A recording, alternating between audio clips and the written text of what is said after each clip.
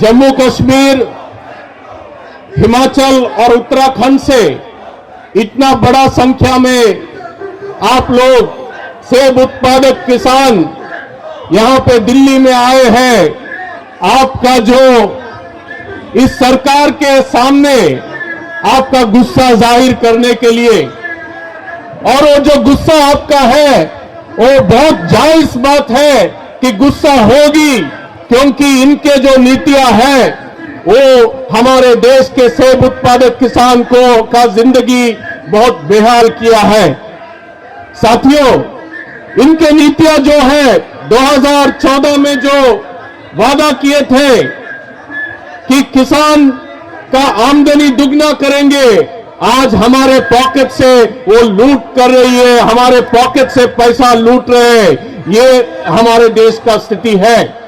उत्पादन का खर्च बढ़ रहा है। 2014 का जो उनका घोषणा पत्र था चुनाव के समय में, उस पे लिखा था कि खाद, कीटनाशक और बीज और अन्य जो उत्पादन है किसान का, उसके लिए सब्सिडी के साथ कम दाम में दिया जाएगा। आज क्या हो रहा है? अगर सिर्फ खाद का बात करें, इस बजट में खाद के लिए 50,000 करोड़ का कटौती हुआ है। खाद का सब्सिडी में 50,000 करोड़ का कटौती। उसके साथ साथ जो खेती में किसान से जुड़े हुए खेत मजदूर हैं, जिनसे ये उत्पादन हम कर पाते हैं, सेब हो, अन्य फसल हो, खेत मजदूर, उनके लिए जब खेती का काम नहीं होता है तो नरेगा में 100 दिन का रोजगार का बात होती थी। आज 2014 में ये कहे थे कि 200 दिन का रोजगार और अधिक मजदूरी होगा, पर आज के दिन 100 छोड़िए, आज सिर्फ 50 से कम दिन रोजगार दे पा रहे हैं। साथियों, फसल बीमा योजना है। फसल बीमा योजना में 2000 करोड़ का कटौती हुआ इस बजट में। उसके साथ साथ जो सेब उत्पादक किसान के लिए सबसे उनका एक सुरक्षा का रूप में था market intervention scheme. Market intervention scheme, बाजार में दाम जो जब गिरावट होती है, सेब उत्पादकों को कम से कम एक सही दाम मिले या न्याय दाम मिले, इसके लिए एक कोशिश होती थी।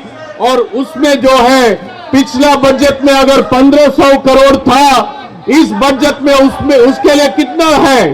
इस बजट में उसके लिए सिर्फ मात्र 0 रुपया, 1 रुपया भी उसके लिए नहीं रखा गया। ये स्थिति है। और ये जो है सीधा का सीधा जम्मू कश्मीर, हिमाचल और उत्तराखंड के सेब उत्पादक किसानों पर हमला है, आप पर हमला है ये।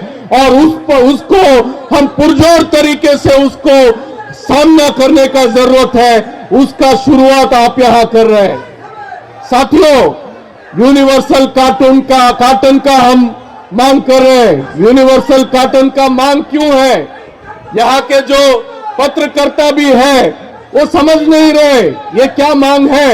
यूनिवर्सल काटन, हम लोग पहले जो काटन होता था 20 किलो सेब उसमें आती थी, आज ये बड़े व्यापारी जो है उनका ये जो काटन बड़े होते जा रहे हैं और लगभग 40-42 किलो उसमें आ रहे हैं। सही है कि नहीं? ये हो रहा है। तो पूरा देश भर में जो सेब उत्पादक किसान है उनके लिए यूनिवर्सल एक काटन होना चाहिए, उतना ही, उससे ज्यादा कहीं नहीं हो सकता। साथियों, और बड़ा मार आप पर आने वाला है। जो मुक्त व्यापार समझौते अभी इस सरकार बातचीत कर रहे, बंद कमरों के अंदर किसान संगठनों से बात किए बिना, ऑस्ट्रेलिया से बात हो रहा है, न्यूजीलैंड से बात हो रहा है, यूरोपीय देश से बात हो रहा है। क्या होने वाला है? वहां से सेब और अन्य फल, आप जो सेब उत्पादक है, साथ साथ आड़ू और एप्रिकॉट, ये सब जो है ये भी होता है, बाहर देश से यहां आ सकती है, बाहर से आती है और कम दाम में यहां उसका डंपिंग हो सकता है, क्योंकि जितना उत्पादन वहां होती है उतना खरीदार नहीं होते हैं। ये स्थिति है वहां का। वो सिर्फ सेब का नहीं, दूध उत्पादन में भी यही खतरा आने वाला दिन में होने वाला है।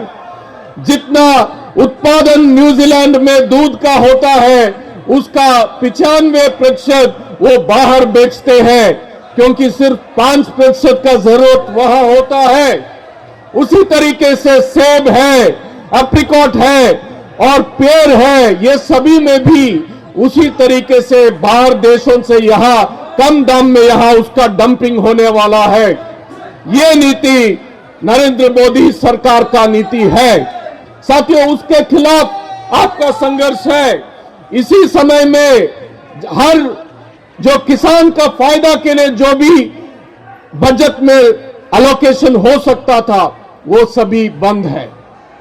ये स्थिति है। और मैं आपसे कहना चाहता हूं, ये जो एमएसपी का मांग आप कर रहे हैं, C2+50, ये C2+50 धान, गेहूं वगैरह में ये सही मांग है। सेब के लिए C2+50 मत मांगिए। सेब के लिए C2+50 मतलब आपको कुछ नहीं मिलेगा, आपका परिवार का श्रम जाता है, ये सबका सही आकलन नहीं होता है। सेब के लिए आप मांगेंगे कम से कम 80 रुपया प्रति किलो ए ग्रेड के लिए होना चाहिए। MIS में पहले 60 रुपया था, कम से कम 80 रुपया प्रति किलो होना चाहिए ये ए ग्रेड के लिए। बी ग्रेड के लिए कम से कम 60 रुपया होना चाहिए और जो सी ग्रेड है उसको कम से कम 30 रुपया, मिनिमम 30 रुपया होना चाहिए।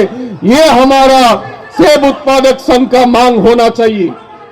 साथियों, जम्मू कश्मीर और हिमाचल में इन्हीं 8-9 साल में बेदखली बड़े पैमाने में हो रहे थे। हिमाचल में मैं जानता हूं, क्योंकि लंबा समय से हिमाचल किसान सभा और हिमाचल के साथियों के साथ मेरा जुड़ाव है।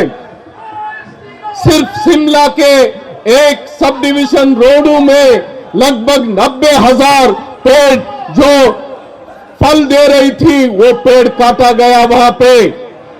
हिमाचल में काफी जो जमीन जहां किसान खेती कर रहे हैं, वो कहते हैं कि वन विभाग के अंडर है। इसके खिलाफ हम लोग संघर्ष कर रहे हैं। अभी जम्मू एंड कश्मीर में वहां आर्टिकल 370 को खत्म करने के बाद वहां के किसानों को जमीन से बेदखली करने का कोशिश साजिश चल रहा है। इसका हम विरोध करते हैं। यहां पहले हम लोग जम्मू कश्मीर के किसानों का धरना भी हुआ है, अभी उस पर थोड़ा रोक हुआ है, पर यह हमारा जमीन बचाने का लड़ाई है। खेत, खेती, जल, जंगल और हमारा सभी संपदा ये किसान और मजदूर का है। ये कोई बेईमान कॉर्पोरेट लुटेरों का नहीं है, ये अदानी और अंबानी का नहीं है। ये कहने के लिए हम यहां आए हैं। साथियों, आप यहां बैठे हैं, आपके थोड़ा बगल में उस साइड बैंक के कर्मचारी बैठे हैं। आपका भी एक मांग है, कर्जा मुक्ति आपका मांग है।